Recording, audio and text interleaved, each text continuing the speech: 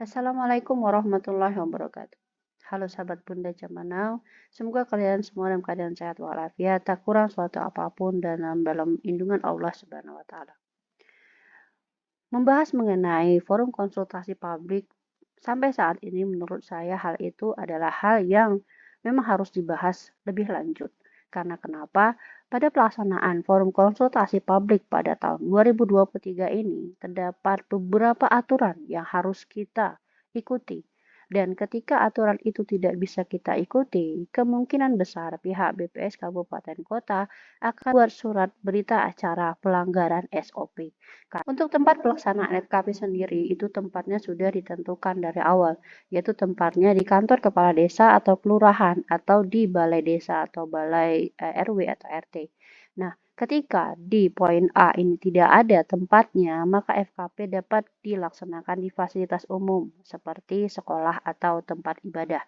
Nah, yang jelas ketentuan tempat FKP ini adalah tempat yang jauh dari kebisingan, terang, ada fasilitas kursi dan meja yang memungkinkan peserta melakukan pemeriksaan daftar dengan baik.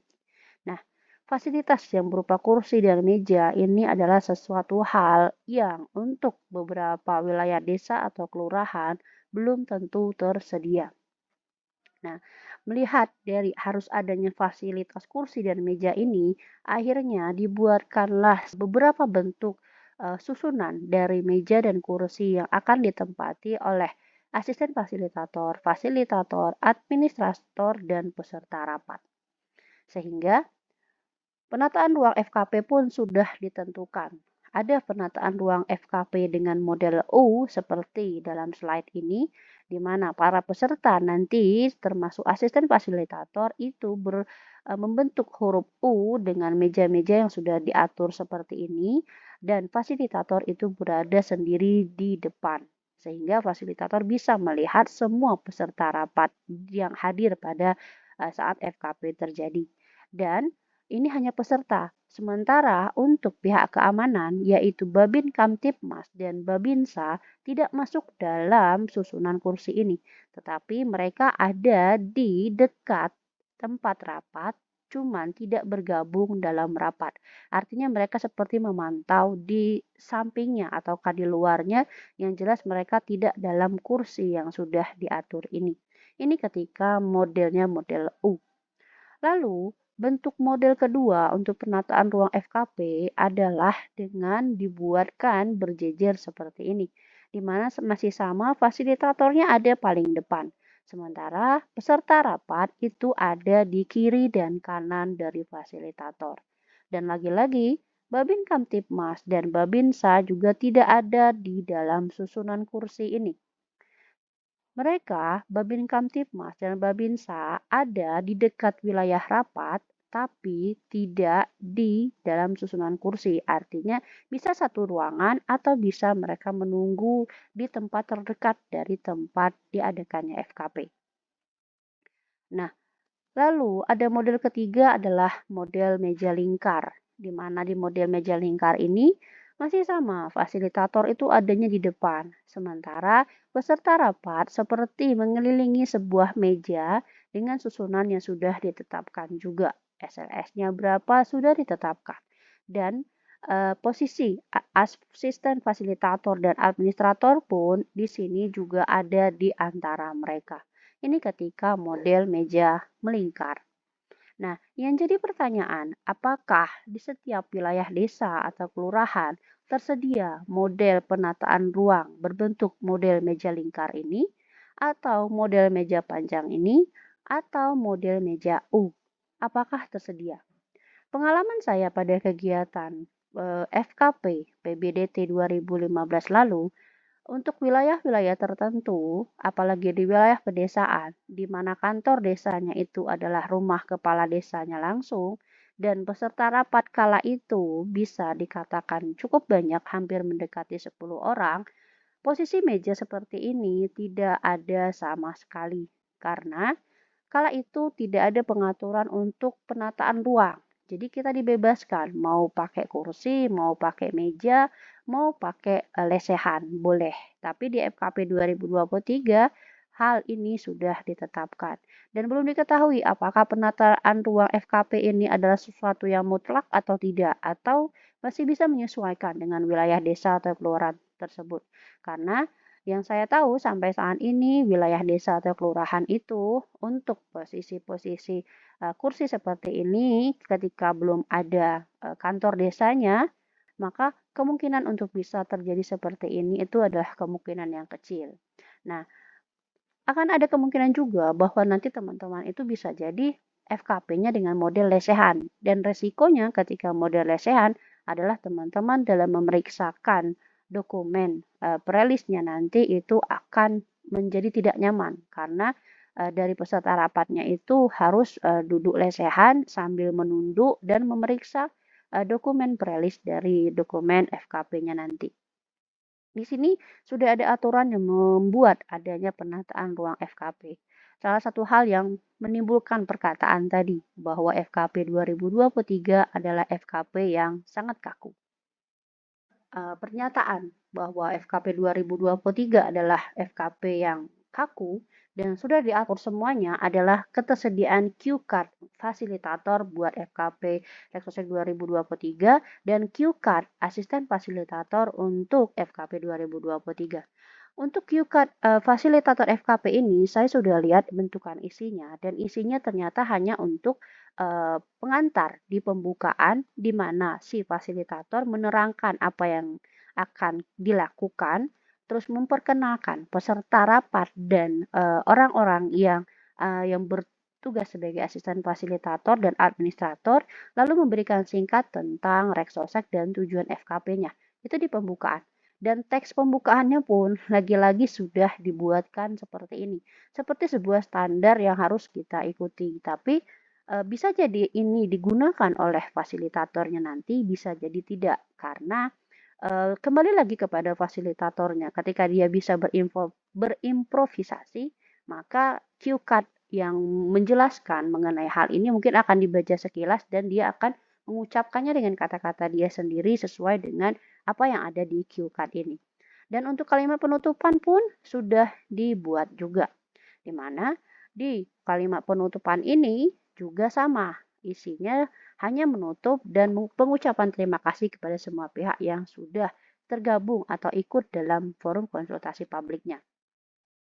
Lalu ketersediaan Q card untuk asisten fasilitator FKP Reksosek 2023 ini menurut saya cukup membantu asisten fasilitator nanti untuk memimpin atau menjelaskan mengenai pengisian dokumen Reksosek 2023. Saya sudah baca sekilas di mana di sini asisten fasilitatornya itu akan memperkenalkan konsep-konsep yang relevan seperti konsep penduduk, keluarga, dan status kesejahteraan. Nah, yang agak membingungkan nanti mungkin buat teman-teman yang belum terlalu lama bergabung dengan BPS sehingga harus menjelaskan konsep penduduk dan konsep keluarga sesuai dengan konsep BPS. Tapi buat teman-teman yang sudah lama bergabung dengan BPS, insya Allah itu tahu konsep penduduk itu seperti apa dan konsep keluarga itu seperti apa. Lalu asisten fasilitator juga nanti akan menjelaskan mengenai adanya berita acara dan dokumen dari Reksosek itu sendiri. Dan dokumen absen juga harus diisi dan dipastikan bahwa peserta rapat itu mengisi dan memeriksa daftar Reksosek 2022 FKP-nya itu semua keluarga yang ada di dalam dokumen tersebut. Yang harus teman-teman pahami di sini adalah bahwa di Q card asisten fasilitator ini setelah saya perhatikan bahwa isinya itu seperti bahan ajar apa yang akan kita sampaikan kepada peserta rapat mengenai bagaimana cara mengisi dokumen prelis. Nah, di sini dijelaskan semua bagaimana mengisi di blok 1, blok 2, blok 3, blok 4, blok 5A, blok 5B, dan blok 6. Mungkin inilah salah satu alasan pusat yang membuat aturan bahwa dalam satu tim asisten fasilitator itu harus ada salah satunya organik karena untuk asisten fasilitator mitra, apalagi mitra baru, mengenai blok-blok yang ada di sini itu ketika mereka baru itu akan sedikit kesulitan untuk memahaminya. Beda dengan ketika ada organik yang terlibat, itu mereka akan tahu oh bahwa ini isinya nanti begini dan caranya mengisikannya begini. Itu mungkin salah satu pertimbangan pusat.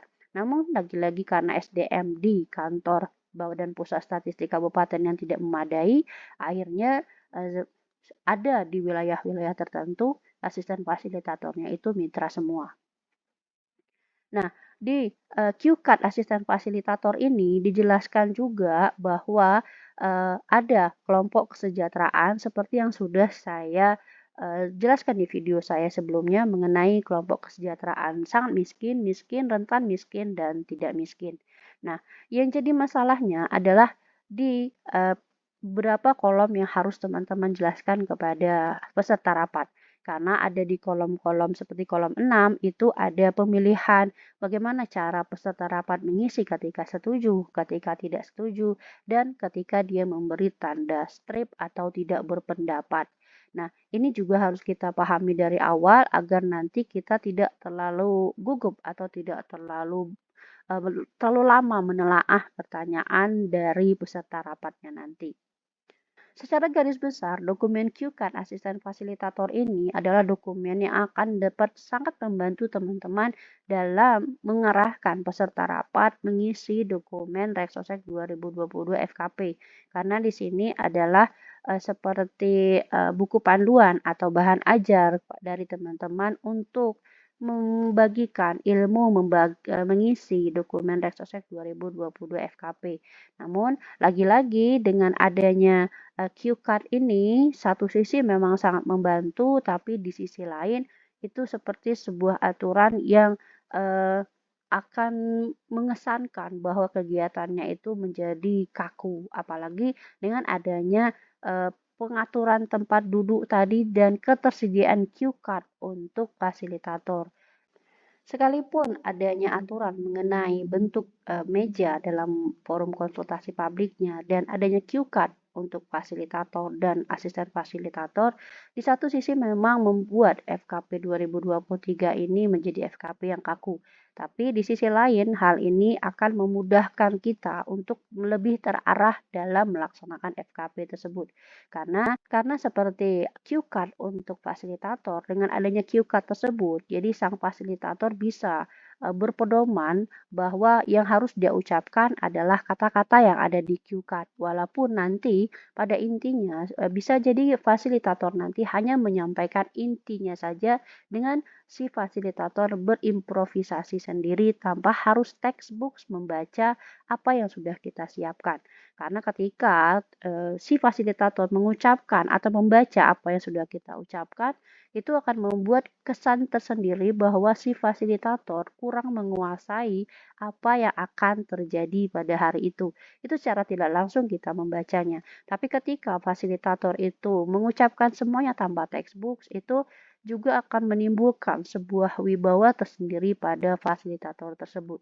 Tapi semuanya kembali kepada fasilitatornya, apakah dia akan membacakannya sesuai dengan yang kita punya, atau dia mengucapkan semuanya sesuai dengan kata-kata dia sendiri, tapi masih berpedoman dengan QCard yang ada.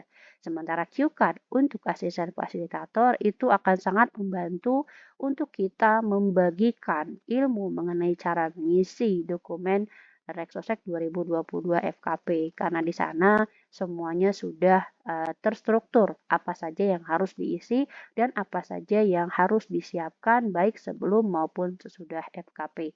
Karena ada yang harus teman-teman siapkan setelah FKP adalah berita acara mengenai kegiatan FKP hari tersebut dan ditandatangani oleh seluruh peserta FKP. Semoga informasi dari saya ini bermanfaat. Kita lepaskan kekakuan yang ada, kita jalani semuanya dengan sebaik mungkin, insya Allah akan dimudahkan jalan kita. Wassalamualaikum warahmatullahi wabarakatuh.